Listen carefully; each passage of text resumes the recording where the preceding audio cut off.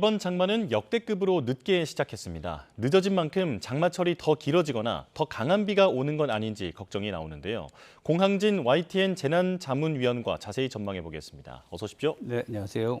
네, 자 일단 이번 장마 네. 역대 세 번째로 늦는다라고 네. 하는데 왜 이렇게 늦게 시작한 겁니까? 장마가 시작되려면 남쪽에서 이렇게 이제 더운 공기와 많은 수증기를 갖고 이렇게 정체되어 있는 비구름이 있습니다. 네. 정체전선이라고 하는데 이런 것들이 좀 위로 올라와야 되거든요. 근데 그걸 위로 밀어붙이는 데는 남쪽에 있는 더운 공기가 이제 밀어붙이는데 사실은 그 더운 공기가 밀어붙일 시기에 상층에서 꼭대기에서 찬 공기가 내려왔었어요. 네. 그러니까 그래서 그 찬 공기가 우리나라에 머물면서 이 더운 공기의 북상을 저지했기 때문에 이런 현상이 빚어졌다고 볼 수가 있는 것이죠. 그러니까 근데 이제 찬 공기가 왜 내려왔냐 하면은 보통의 경우에 이제 그 서해에서 동으로 이렇게 기류가 네, 그러니까 말하자면 편서풍이요. 공기가 이렇게 네. 이동하는데 네. 그게 자연스럽게 이동하면 별일이 없는데 이게 그 오른쪽에 강한 어떤 공기들이 가로막고 있으면 이것들이 못 빠져나가거든요. 그래서 우리나라 쪽으로 이렇게 내려오는 그런 기류가 형성이 됩니다. 그러니까 우리나라 북쪽에서 우리나라 남쪽으로 내려오는 공기의 흐름이 생기기 때문에 이렇게 공기의 흐름이 생긴다는 거는 북쪽에서 남쪽으로 차가운 공기가 내려온다는 거잖아요. 근데 이게 오랫동안 우리나라에 머물러 있기 때문에 장마가 늦게 시작된 거라고 볼 수가 있겠습니다. 예, 그러니까 찬 공기가 장마 전선을 계속 밀어냈기 때문에 저지하고 있었던 것이죠. 네, 이렇게 지금 장마가 늦게 시작했다라는 말씀이신데요. 그렇다면 이제 이렇게 늦게 시작하면 그만큼 장마 종료 시점도 늦어지는 건가 궁금합니다. 꼭 그렇지는 않죠. 그러면 이제 장마가 끝난다는 얘기는 남쪽에 아까 조금 전에 말씀드렸던 그 남쪽의 더운 고기압이 우리나라 쪽으로 크게 확장하면 이 정체전선이라고 하는 비구름의 규모가 조금 좁아들면서 위로 올라가 버려요. 북한으로 올라가 버리면서 끝나는데 시기적으로 보면 이렇게 장마전선이 북한을 통해서 만주 쪽으로 올라가는 시기가 7월 말쯤 되거든요. 네. 그러니까 장마가 늦게 시작됐다고 해서 오래 이어지는 건 아니고 자연스럽게 확장할 수 있는 북태평양 고기압이 우리나라 쪽으로 크게 확장하는 시기가 되면 장마가 끝난다고 볼 수가 있어요. 그래서 예. 우리가 늦게 시작했다고 해서 꼭 늦게 끝나는 건 아니다. 다만 이제 변수는 최근 몇 년 동안 장마의 형태가 일정하지가 않아요. 말하자면 우리가 지금 알고 있는 장마의 어떤 특성하고는 좀 차이를 보이거든요. 그러니까 어떤 해에는 뭐 45일까지도 비가 오기도 하고 어떤 해에는 작년 같은 경우는 또 비가 짧게 왔잖아요. 예. 이런 식으로 변화무쌍하기 때문에 장마 시기를 미리 예단하는 것은 좀 어렵다 이렇게 볼 수 있겠습니다. 시점과 기간이 이제 과거 많이 달라진 게 현실인 상황인데요. 그렇다면 장마가 지금 이번에 이례적으로 늦게 시작했다라고 하면 비의 양은 어떻게 전망이 됩니까?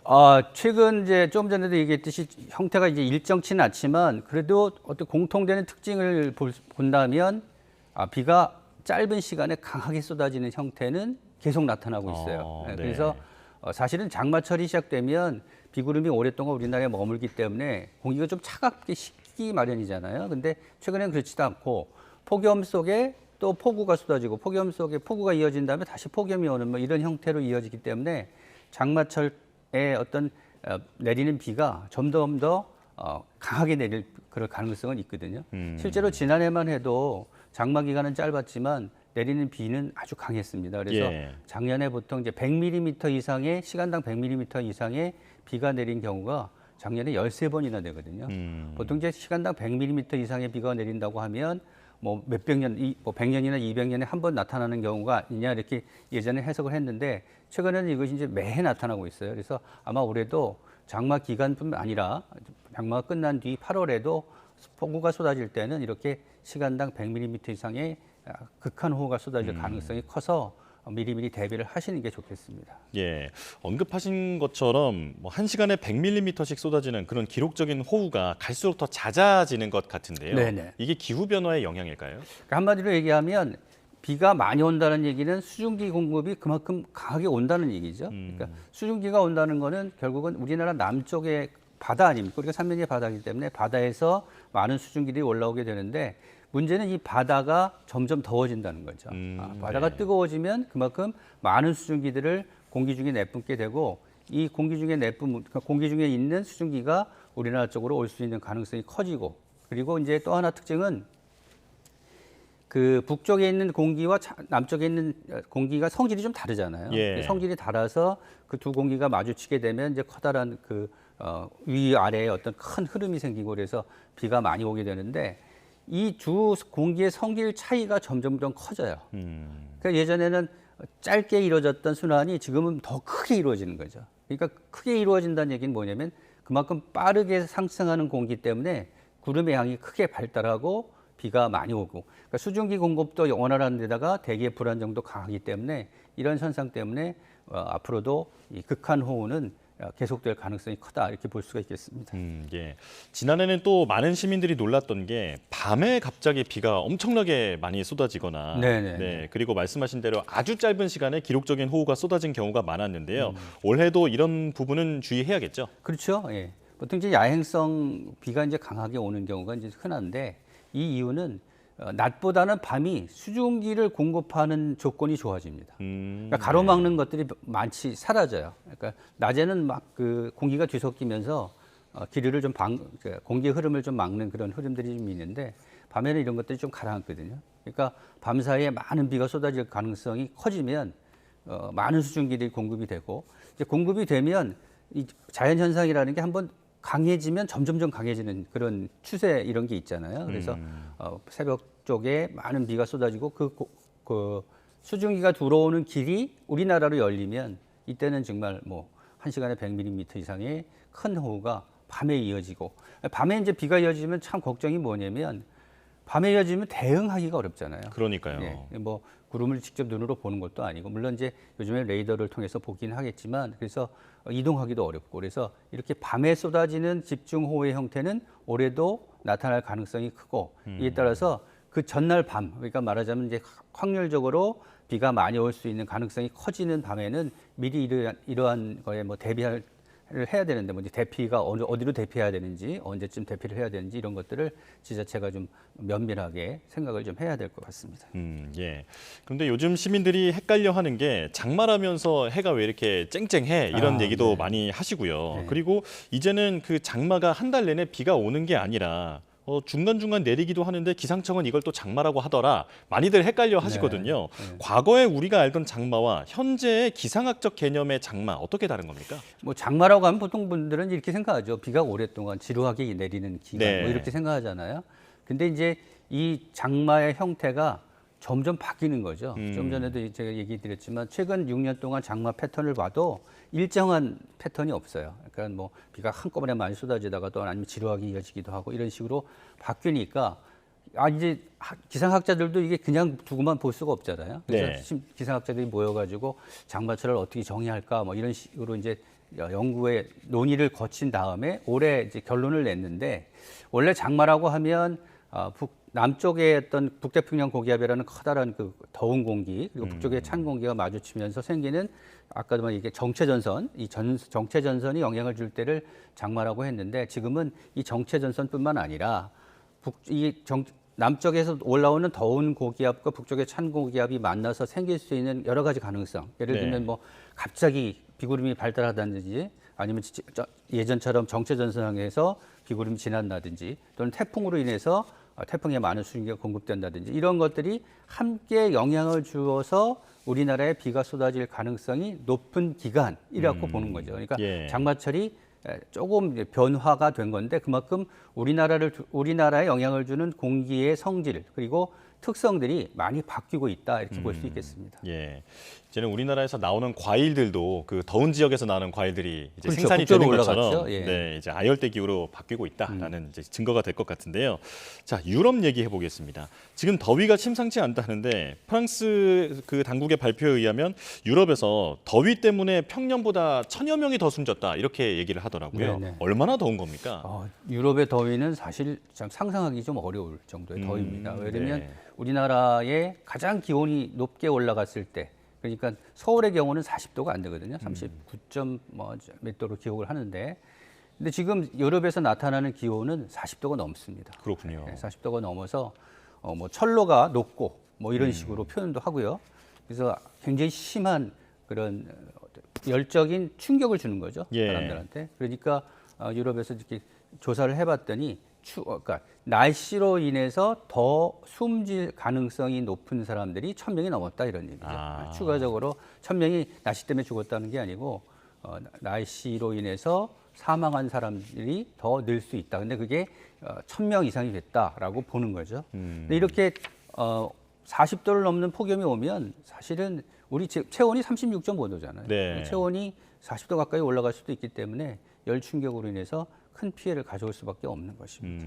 지금 저희가 그래픽으로도 보여드리고 있는데 네네네. 오메가 열돔이라고 표현을 합니다. 네. 지금 오메가 문자 모양처럼 지금 네. 유럽이 어떤 더위에 갇혀 있는 듯한 모습인데 자세히 설명을 해주실까요?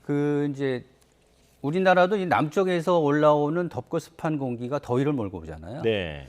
유럽도 마찬가지입니다. 그러니까 원래는 유럽이 좀 북위도 좀 높아요. 위도가 좀 높아서 그렇게 더운 지역은 아닌데 이번에는 그 사하라라고 왜 그 사막지대 있죠. 네. 아프리카 북부에 열이 아주 많이 쌓이는 지역이 있는데 이 열이 쌓인 이 열이 쌓인 공기 덩어리가 쭉 위로 올라온 거예요.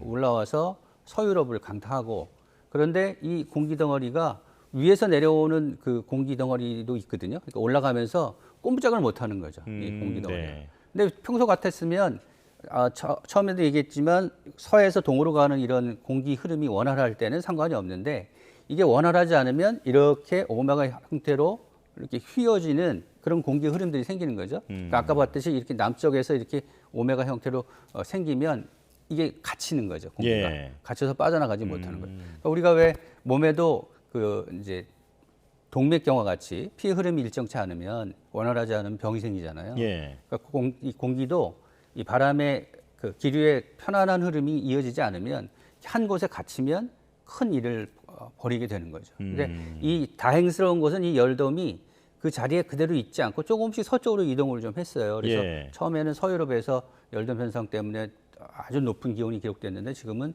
동유럽으로 이동을 했습니다. 그래서 유럽의 경우에는 조금씩 그 열돔의 형태가 좀 무너지는 그런 전망을 좀 내놓고 있습니다. 예. 그런데 이제 한국에 있는 우리가 생각하기에는 그렇게 더우면 에어컨을 많이 틀면 되겠네라고 생각할 수도 있지만 네. 유럽엔 에어컨 보급률이 상당히 낮다면서요? 그렇죠. 유럽은 이제 오래된 도시들이 많잖아요. 오래된 도시들이 많으니까 에어컨을 설치하기도 어렵습니다. 네. 물론 그래서 요즘엔 뭐 중국산 그 이동식 에어컨이 불티나게 팔린다 그런 얘기도 들리는데 어찌됐든 간에 에어컨을 설치할 수 있는 조건이 좀 떨어지고 또 하나는 이제 오래된 도시에 관광을 업으로 하는 동네가 많죠. 미관 그러니까 때문에. 많은 사람들이 오게 되는데 경관이 막 어지럽히거나 하면은 안 되잖아요. 예. 그러니까 또 그 사람들은 이제 또 뭐가 있냐면 지구가 더워지니까 온실가스를 줄이기 위해서 철저하게 그 기후 관리를 좀 하거든요. 근데 그 관리를 하는데 덥다고 에어컨 막 틀면 열이 밖으로 빠져나오게 되고 그러면 오히려 이산화탄소의 배출이 더 느는 거 아니냐. 그렇게 해서 이런 여러 가지 이유 때문에 상당히 좀 어렵습니다. 그래서 예. 뭐 정치적으로도 문제가 되고 있어요. 뭐 우파에서는 에어컨을 설치해야 된다, 좌파에서는 안 된다 이렇게 얘기를 하는데 어찌됐든 간에 이런 논란은 앞으로도 좀 더 이어질 것으로 보여요. 근데 중요한 것은 뭐냐면 어찌됐든 간에 지금 유럽을 강타하는 열돔 현상이 건강을 크게 해치는 정도란 말이죠. 그러니까 사람의 생명까지도 왔다 갔다 하는 상황이기 때문에 어떤 형태로든 에어컨의 도입은 조금씩 늘 가능성이 크다 이렇게 볼 수가 있겠습니다. 예. 근데 이런 열돔 현상이 유럽만의 문제가 아니라 우리나라에도 닥칠 수 있다. 심지어 돔이 2개가 겹치는 이중 열돔까지 발생할 수 있다라는 우려가 나오는데요. 어떤 내용입니까? 그러니까 북태평양 고기압이라고 우리나라 남동쪽이죠. 남동쪽에 있는 커다란 그 공기덩어리 규모가 굉장히 커요. 이 공기덩어리가 우리나라로 이렇게 올라오면 이제 폭염이 시작되는 거거든요. 네. 8월에. 근데 이게 이제 주로 아래쪽에 영향을 줘요. 아래쪽에 영향을 주는데 서쪽에 티베트 고기압이라는 게 있습니다. 높은 지대에서 형성된 고기압이 있는데 이거는 우리나라 상층에 영향을 줍니다. 그러니까 하층에도 더운 공기, 상층에도 더운 공기가 오면 아래 위로 다 덥잖아요. 그런 다음에 또 하나의 특징이 뭐냐면 우리나라에 영향을 주는 북태평양 고기압과 티베트 고기압의 성질이 한번 영향을 주면 잘 움직이질 않습니다. 아, 그렇군요. 그러니까 오랫동안 머물기 때문에 이 아래에서부터 위까지 높은 식으로 이렇게 열돔 현상이 생기고 이게 조무주에 움직이지 않게 되면 폭염이 굉장히 길어지는 거죠. 그러니까 작년에도 이런 현상들이 빚어졌고요. 우리나라의 대표적인 더위를 몰고 왔던 해들이 대부분 이런 열돔 현상들이 오래 이어졌던 해입니다. 그래서 이런 형태가 올해 이어지면 올해도 그럴 가능성이 있는 것이죠. 근데 이제 현재 상황으로는 올해 뭐 이런 열돔 현상이 이어져서 분명하게 폭염이 이어진다라고 아직은 단언하기는 좀 이른 시기입니다. 이렇게 볼 수 있겠습니다. 예. 자, 올 여름 기습 폭우 그리고 더위에 대한 대비 잘 해야겠다라는 생각이 듭니다. 공항진 YTN 재난자문위원과 함께했습니다. 고맙습니다. 네. 습도 높은 더위가 나타나는 가운데 밤까지 곳곳으로 소나기가 지나겠습니다. 내일은 제주도부터 다시 장맛비가 내린다는 예보인데요. 자세한 날씨 기상캐스터 연결해서 알아봅니다. 윤수빈 캐스터. 네, 청계천에 나와 있습니다. 네, 오늘 습도가 높아서 후텁지근하다고요? 네, 낮 동안 기온 자체는 크게 치솟진 못했습니다. 현재 서울 기온은 27도 정도로 평년 수준을 다소 밑돌고 있는데요. 다만 장마가 시작하면서 습도가 높아짐에 따라 다소 후텁지근하게 느껴집니다. 또 저녁까지 내륙 곳곳에 소나기도 예상되는 만큼 시원한 옷차림과 함께 작은 우산도 챙기시는 게 좋겠습니다.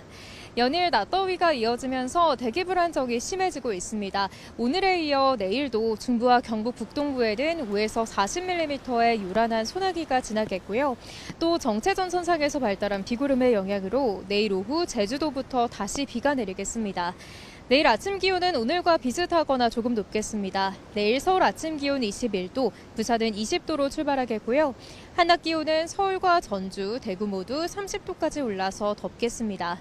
정체전선이 다시 활성화해 북상함에 따라 주말인 모레는 충청 이남까지 비구름이 확대하겠고 휴일에는 서울 등 수도권에도 첫 장마가 시작될 가능성이 있습니다. 내일 제주도를 시작으로 주말 사이 본격적인 장마철에 접어들겠습니다. 호우특보 수준의 강하고 많은 비가 예고된 만큼 철저한 사전 대비가 필요하겠습니다. 지금까지 YTN 윤수빈입니다. 네, 오늘 전국이 장마권에 들었지만 정체 전선은 오후부터 다시 약화한 채 남쪽으로 물러나고 있습니다. 비가 그치면서 내륙은 다시 덥고 습한 날씨가 기승인데요. 서울 등 수도권은 주말 이후에나 첫 장맛비가 내릴 가능성이 큽니다. 취재기자 연결해 장마 상황 자세히 짚어보겠습니다. 정혜은 기자, 올여름 장마가 늦게 시작했는데 결국 중부지방도 오늘부터 장마권에 들은 거죠? 네, 그렇습니다. 밤사이 정체전선이 충청지방까지 북상하면서 어제는 제주도와 남부지방이, 오늘은 중부지방까지 본격적인 장마권에 돌입했습니다. 밤사이 제주도 산간에는 200mm가 넘는 폭우가 쏟아졌고 남해안에도 100mm에 육박하는 비가 내렸는데요. 지금은 정체전선에 동반한 비구름이 다시 약화한 채 남하하면서 남부와 제주도의 비도 잦아들거나 약해진 상태입니다. 호우특보는 모두 해제가 됐고요. 해상의 풍랑특보도 동해 남부와 남해 동부 먼바다에만 일부 내려져 있습니다. 앞으로 장맛비가 더 내리긴 하겠지만 제주도와 남부 일부 지역은 비의 양이 5에서 40mm 정도로 많지 않겠습니다.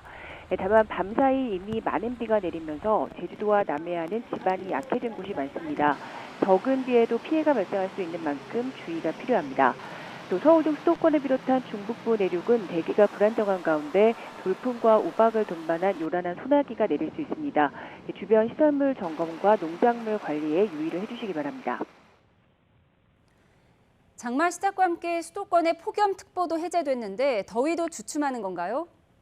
네, 폭염특보는 해제가 됐지만 더위가 완전히 누그러드는 건 아닙니다. 장마가 시작되면서 당분간 우리나라는 습도 높은 더위와 호우가 번갈아 나타나는 날씨가 반복되겠는데요. 정체전선이 남북을 오르내리는 사이 내륙 곳곳에서는 tim통더위와 강한 호우가 동시에 발생해 기승을 부릴 가능성이 큽니다. 특히 수도권은 정체전선의 영향을 다음 주 초반에나 받을 것으로 보여서 그 전까지 한낮에는 30도를 웃도는 낮더위와 열대야에 버금가는 밤더위가 이어지겠습니다. 또 현재 정체전선이 점차 남하하면서 당분간 장맛비는 소강 상태를 보이고 남부 내륙에서도 더위와 강한 소나기가 반복하는 변덕스러운 날씨가 예상됩니다. 정체전선은 주 후반부터 다시 북상해서 금요일에는 제주도에, 또 주말에는 충청 이남지방까지 장맛비를 뿌리겠습니다. 기상청은 유동적이지만 주말을 지나 일요일과 다음 주 월요일 사이에는 수도권에도 정체전선의 영향권에서 비가 확대할 가능성이 있다고 예상했습니다. 지금까지 과학기상부에서 YTN 정혜윤입니다. 어제 제주에 이어 오늘은 전국이 장마권에 들었습니다. 역대 세 번째로 늦은 장마에 시작부터 제주에는 200mm가 넘는 폭우가 쏟아졌습니다. 취재기자 연결해서 제주 지역 장마 상황 알아보겠습니다. 고재영 기자, 비가 소강 상태라고요? 네, 저는 지금 제주시 노영 근린공원에 나와 있는데요. 장맛비는 약하게 이어지면서 보시는 것처럼 제주 전역에서 소강 상태를 보이고 있습니다. 올해 장마는 제주 기준 평년보다 11일, 지난해보다 18일 늦게 시작했습니다. 한라산 지형과 강한 남서풍의 영향으로 산지와 제주 동부, 남부 지역을 중심으로 시간당 30mm의 강한 비가 내렸습니다. 어제부터 내린 비의 양은 한라산에 230mm 넘는 비가 해안 지역에도 제주 동부 지역인 표선에 최고 110mm 이상을 기록했습니다. 현재는 비가 잦아들면서 제주에 내려졌던 호우특보는 모두 해제됐습니다. 제주 공항에 내려졌던 강풍과 급변풍특보도 정오를 기해 모두 해제됐는데요. 현재까지 항공기는 정상 운항하고 있지만 이용객들은 운항 정보를 미리 확인하시는 것이 좋겠습니다. 제주지방기상청은 오늘 밤까지 곳에 따라 10에서 80mm의 비가 더 내리겠고 장마 전선의 영향으로 오는 3일부터 다음 주 초까지 다시 비가 이어질 것으로 내다봤습니다. 종일 장맛비가 이어진 만큼 하천과 계곡 주변 접근을 자제하는 등 안전에 유의하시기 바라겠습니다. 지금까지 제주에서 YTN 고재영입니다.